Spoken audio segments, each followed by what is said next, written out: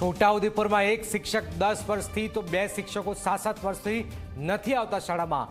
17 જિલ્લાના 32 શિક્ષકો વિદેશમાં તો 31 શિક્ષકો કાયમ માટે ગેરહાજર। લંકા લૂંટાઈ ગયા પછી શિક્ષણ મંત્રીએ કહ્યું, કોઈની લાલેવાડી નહીં ચલાવી લેવાય। ગુજરાતમાં ભ્રષ્ટ અધિકારીઓએ મૂકી બાજા। રાજકોટ ટીઆરપી કાંડ પછી નવા આવનારા ઇન્ચાર્જ ચીફ ફાયર ઓફિસર પણ ભ્રષ્ટાચારના કેસમાં ઝડપાયા। ફાયર એનઓસી માટે પોણા 2 લાખની લાંચ લેતા રંગે હાથ ઝડપાયા અનિલ મારુ। જાણીતી બ્રાન્ડના લેબલ લગાવીને નકલી સૌંદર્ય પ્રસાધનો બનાવતી ફેક્ટરીનો પર્દાફાશ। ફૂડ એન્ડ ડ્રગ્સ વિભાગે સુરતના પૂણા ગામમાં પાડ્યા દરોડા। લાલી લિપસ્ટિક, મેકઅપ પાવડર સહિતનો માલ એમેઝોન અને ફ્લિપકાર્ટ પર વેચતા હતા ગઠિયા। અમદાવાદના પાલડીમાં વેપારીને લૂંટનારા આરોપીઓની ક્રાઇમ બ્રાન્ચે કરી ધરપકડ। જેસીબીના એન્ટરપ્રાઇઝ નામની પેઢીના ગોડાઉનમાં વેપારીને છરી બતાવીને 3.25 લાખની લૂંટ કરી હતી।